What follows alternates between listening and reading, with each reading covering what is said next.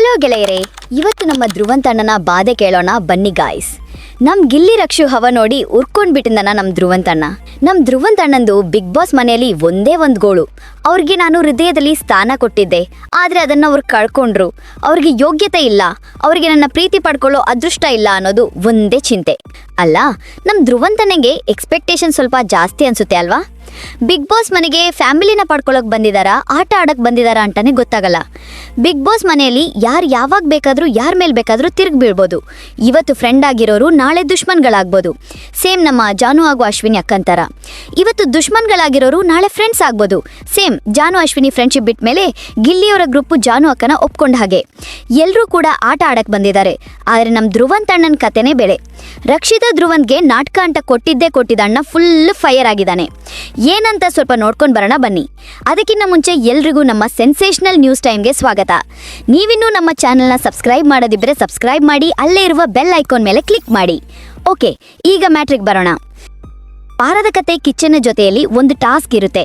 ಅದರಲ್ಲಿ ಒಬ್ಬೊಬ್ಬರಿಗೆ ಒಂದೊಂದು ಬೋರ್ಡನ್ನು ಕೊಟ್ಟು ಆ ಬೋರ್ಡ್ನಲ್ಲಿರುವ ಪದ ಯಾರಿಗೆ ಸೂಕ್ತ ಎಂದು ಹಾಕೋಕೆ ಇರುತ್ತೆ. ಅದರಲ್ಲಿ ದಂಡಪಿಂಡ, ವಿಷಕಾರಿ, ನಾಟಕ ಹೀಗೆ ಹಲವಾರು ಪದಗಳಿರುತ್ತೆ. ಆಗ ರಕ್ಷಿತಾ ಧ್ರುವಂತ್ಗೆ ನಕಲಿ ಎನ್ನುವ ಬೋರ್ಡನ್ನು ಹಾಕ್ತಾಳೆ. ಧ್ರುವಂತ್ ಎಲ್ಲರೆದುರಿಗೆ ಹೊರಗೆ ಹೇಗೆ ತೋರಿಸ್ಕೊಳ್ತಾರೋ ಹಾಗೆ ಮನಸ್ಸಿನೊಳಗೆ ಇರುವುದಿಲ್ಲ. ಹೊರಗೊಂದು ಒಳಗೊಂದು. ಹೊರಗಿನಿಂದ ನಕ್ಕೊಂಡು ಮಾತಾಡ್ತಾಳೆ, ಆದರೆ ಮನಸ್ಸಿನೊಳಗೆ ಅವರ ಬಗ್ಗೆ ಬೇರೆನೇ ಇರುತ್ತೆ. ಒಳ್ಳೆಯ ಒಪಿನಿಯನ್ ಇರದಿದ್ರೂ ಕೂಡ ಅವರ ಜೊತೆ ನಾಟಕ ಮಾಡಿಕೊಂಡು ನೀವಂದ್ರೆ ಇಷ್ಟ ಅನ್ನೋ ಹಾಗೆ ನಡ್ಕೋತಾರೆ ಅಂತ ರಕ್ಷಿತಾ ರೀಸನ್ ಕೊಡ್ತಾಳೆ. ಅಷ್ಟೇ ಅಲ್ಲದೆ ಅದಕ್ಕೊಂದು ಎಕ್ಸಾಂಪಲ್ ಕೂಡ ಹೇಳ್ತಾಳೆ. ಅಶ್ವಿನಿಗೆ ಮಡಿಕೆ ಹೊಡೆಯುವ ಟಾಸ್ಕ್ನಲ್ಲಿ ಅಶ್ವಿನಿಯ ಮಡಿಕೆ ಒಡೆದು ಹಾಕ್ತಾರೆ. ಆದರೆ ನಂತರ ಅಶ್ವಿನಿ ಮ್ಯಾಮ್ ಅಂತ ನಗ ಆಡ್ಕೊಂಡು ಅವ್ರ ಹಿಂದೆ ಹೋಗ್ತಾರೆ. ಹಾಗಾಗಿ ಅವರು ನಕಲಿ ಅಂತ ರಕ್ಷಿತಾ ಹೇಳ್ತಾಳೆ. ಇದು ಧ್ರುವಂತ್ ಹೊಟ್ಟೆ ಒಳಗೆ ಬರ್ನಿಂಗ್ ಸ್ಟಾರ್ಟ್ ಮಾಡುತ್ತೇನೋ. ಇದೀಗ ಬೆಂಕಿಯನ್ನು ಬಿಗ್ ಬಾಸ್ ಮೆಣಸು ತಿನ್ನುವ ಟಾಸ್ಕ್ನಲ್ಲಿ ಹೊರಗೆ ಹಾಕಿದ್ದಾರೆ. ಪ್ರತಿಯೊಬ್ಬ ಸದಸ್ಯ ಈ ಮನೆಯಲ್ಲಿ ಯಾರು ವಿಷಕಾರಿ ಎಂದು ಇಬ್ಬರು ಸದಸ್ಯರನ್ನ ಆಯ್ಕೆ ಮಾಡಿ ಯಾಕೆ ವಿಷಕಾರಿ ಎಂದು ಹೇಳುವ ಟಾಸ್ಕ್ ಇತ್ತು.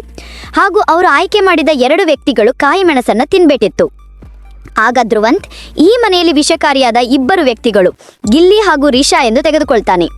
ನಂತರ ಮಾಳು ರಕ್ಷಿತಾಳ ಮೇಲೆ ಯಾಕೆ ಯಾವಾಗಲೂ ವಿಷ ಕಾರ್ತೀರಾ ಅಂತ ಕೇಳಿದ ಒಂದು ಪ್ರಶ್ನೆಯಿಂದ ಧ್ರುವಂತ್ ನಾನು ರಕ್ಷಿತಾಗೆ ಅಣ್ಣನ ಸ್ಥಾನವನ್ನು ಕೊಟ್ಟಿದ್ದೆ, ಆದರೆ ಅವಳು ಅದನ್ನು ಉಳಿಸ್ಕೊಂಡಿಲ್ಲ, ಅವಳದನ್ನು ಕಳ್ಕೊಂಡ್ಲು, ನಾನು ಅವಳ ಮುಖವಾಡವನ್ನು ಬಯಲು ಮಾಡ್ತೀನಿ ಹಾಗೆ ಹೀಗೆ ಅಂತಾನೆ ಹೇಳ್ತಾ ಇದ್ದ. ಈ ಟಾಸ್ಕ್ ಮೂಲಕ ಮನಸ್ಸಿನೊಳಗೆ ಇದ್ದ ಅಗ್ನಿ ಜ್ವಾಲಾಮುಖಿ ಎಲ್ಲವನ್ನು ಹೊರಗೆ ಹಾಕಿದ್ದ ಧ್ರುವಂತ್. ಗಿಲ್ಲಿಗೆ ಕ್ಲಾಸ್ ತೆಗೆದುಕೊಂಡ ಡ್ರುವಂತ್ ತಮಾಷೆ ಮಾಡುವ ಬರದಲ್ಲಿ ಇನ್ನೊಬ್ಬರನ್ನ ತುಂಬ ಹೀಯಾಳಿಸಿ ಮಾತಾಡ್ತಾನೆ. ಕಾಮಿಡಿ ಮಾಡಿ ಹೀರೋ ಆಗುವ ಬರದಲ್ಲಿ ಇನ್ನೊಬ್ಬರನ್ನ ನೋಯಿಸಿ ಮಾತಾಡ್ತಾನೆ.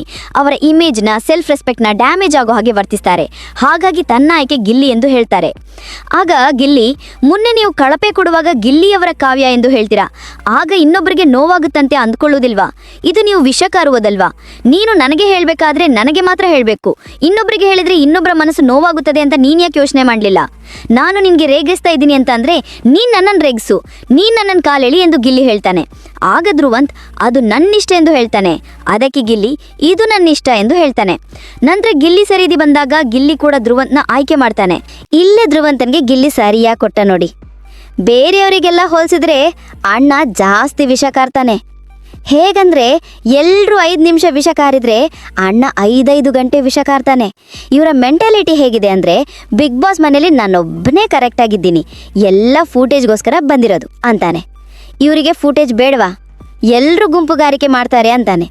ಎಲ್ಲರೂ 5 ಜನ 3 ಜನ ಗುಂಪು ಮಾಡ್ಕೊಂಡ್ರೆ ಇವನು ಅಲ್ಲಿರೋ ದೊಡ್ಡ ಗುಂಪಿಗೆ ಹೋಗಿ ಸೇರ್ಕೋತಾನೆ. ಅದು ಗುಂಪುಗಾರಿಕೆ ಅಲ್ವಾ? ಒಬ್ಬೊಬ್ಬರನ್ನೇ ಕರ್ಕೊಂಡು ಹೋಗಿ ಸರಿಯಾಗಿ ಬೇಟೆ ಆಡ್ತೀಯಾ? ಅಭಿ ಬೆಳಿಗ್ಗೆ ಸಿಕ್ಕಾಕೊಂಡಲ್ವಾ, ಹಾಗೆ ಯಾರಾದರೂ ಒಬ್ಬರೇ ಸಿಗ್ತಾರೆ, ಅವರನ್ನು ಹಾಕೊಂಡು ಸರಿಯಾಗಿ ಚಚ್ಚಿ ಬಿಸಾಡ್ತೀಯಾ ಅಂತ ಗಿಲ್ಲಿ ಧ್ರುವಂತಿಗೆ ವಿಷಕಾರಿ ಅಂತಾನೆ. ಆಗ ಧ್ರುವಂತ್ ನಾನು ಯಾರನ್ನಾದರೂ ಕಂಡಮ್ ಮಾಡಿ ಫೂಟೇಜ್ ತಗೋತಾ ಇಲ್ಲ. ಮೊದಲನೇದಾಗಿ ಈ ಶೋಗೆ ಬಂದಾಗಿನಿಂದ ತಾನು ಬನಿಯನ್ ಹಾಕೊಂಡು ನಾನು ಬಡವನಾಗಿ ಬಹಳ ಒಂದು ಅಮಾಯಕನಾಗಿ ಮುಖವಾಡ ಹಾಕೊಳ್ತಿರೋದು ಯಾರು? ಚಂದ್ರಣ್ಣನಿಂದ ನನಗೆ ಗೊತ್ತಾಗತ್ತೆ. MG ಹೆಕ್ಟರ್ ಕಾರ್ನಲ್ಲಿ ಓಡಾಡ್ತಾನೆ. ಅಣ್ಣನ ಹತ್ರ ಒಂದು 100 ಕುರಿ ಇದೆ ಅಂತ ಬ್ಯಾಕ್ಗ್ರೌಂಡ್ ಗೊತ್ತಾಗತ್ತೆ. ಆಮೇಲೆ ಗೊತ್ತಾಗತ್ತೆ ಒಬ್ಬರದು ರಿಯಲ್ ಮುಖವಾಡ ಬಟ್ಟೆ ಹಾಕದೆ ಬನಿಯನ್ ಹಾಕೊಂಡು ಬಟ್ಟೆ ವಾಶ್ ಮಾಡದೆ ಕೆರ್ಕೊಂಡಿರೋದು ಏನು ಪೋಟ್ರೆ ಮಾಡೋದಕ್ಕೆ ಅಂತ. ಜನರು ಡಿಸೈಡ್ ಮಾಡ್ತಾರೆ ಯಾರು ವಿಷಕಾರಿ ಅಂತ, ಅವರೇ ಡಿಸೈಡ್ ಮಾಡಲಿ. ಎಲ್ಲಿ ಯಾರಾದರೂ ಸ್ಟ್ರಾಂಗ್ ಅಂತ ಗೊತ್ತಾದಾಗ ಅವರ ಚರಿತ್ರೆ ಹರಣ ಮಾಡಿ ಅವರನ್ನು ಕಂಡಮ್ ಮಾಡಿ ತಾನು ಕಿಲಾಡಿಯಾಗಿ ಇನ್ನೊಬ್ಬನನ್ನು ವಿಲನ್ ಮಾಡಿ ದೊಡ್ಡ ಹೀರೋ ಆಗೋ ಪ್ರವೃತ್ತಿ ಇರೋದು ನೀನು.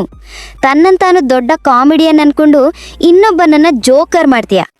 ಇದನ್ನು ಕಾಮಿಡಿ ಅಂತ ಹೇಳಲ್ಲ, ಇದನ್ನ ಪರ್ಸನಲ್ ಟಾರ್ಗೆಟ್ ಅಂತಾರೆ. ಯಾರ ಚರಿತ್ರೆಯನ್ನು ಹಾಳು ಮಾಡೋಕ್ಕೂ ನೀನು ಏಸಲ್ಲ. ನೀನೊಬ್ಬ ದೊಡ್ಡ ಗಿಲ್ಲಿ ನಟ, ಇದನ್ನ ಬಯಲ್ ಮಾಡ್ತಿರೋದೇ ನಾನನ್ಸುತ್ತೆ ಎಂದು ಧ್ರುವಂತ್ ಗಿಲ್ಲಿ ಹೇಳ್ತಾರೆ. ಆಗ ಇದಕ್ಕೆ ಗಿಲ್ಲಿ ಕೌಂಟರ್ ಆಗಿ, ನಾನು ಯಾವತ್ತಾದರೂ ನಿನಗೆ ಬಡವ ಅಂತ ಹೇಳಿದಿನಾ? ಬಡವ ಮಾತ್ರ ಬನಿಯನ್ ಹಾಕ್ತಾನ, ಬೇರೆ ಯಾರು ಹಾಕಲ್ವಾ? MG ಹೆಕ್ಟೇರ್ ಇರೋದು ಹೌದು, ಅದು ಸೆಕೆಂಡ್ ಹ್ಯಾಂಡ್ ತೆಗೆದುಕೊಂಡಿದ್ದು. 100 ಕುರಿ ಇದೆ 100 ಕುರಿ ಇದೆ ಅಂತ ಹೇಳ್ತೀಯಲ್ವಾಂಡ. 100 ಕುರಿ ಇಟ್ಕೊಂಡು ಫಾರಂ ಮಾಡಬೇಕು ಅಂತ ಅನ್ಕೊಂಡಿದ್ದೀನಿ, ಆದರೆ ಇನ್ನೂ ಕುರಿ ತಂದಿಲ್ಲ. ಫಾರಂ ಇಡಬೇಕು ಅಂತ ಅನ್ಕೊಂಡಿದ್ದೀನಿಯೇ, ಅದನ್ನು ನೀನು ಹೇಳ್ತಾ ಇದೀಯ. ಎಲ್ಲ ನೀವೇ ಅನ್ಕೊಂಡಿರೋದು, ಎಲ್ಲ ಅಣ್ಣ ಅನ್ಕೊಂಡಂಗಾಗೋದು. ಹೋದ್ವಾರ ಮಲ್ಲಮ್ಮ ಹೋಗ್ತಾರೆ ಅನ್ಕೊಂಡೆ, ಅವರು ಹೋದ್ರು. ಮುಂದಿನ ವಾರ ಚಂದ್ರನ ಹೋಗ್ತಾರೆ ಅನ್ಕೊಂಡೆ, ಅವರು ಹೋದ್ರು.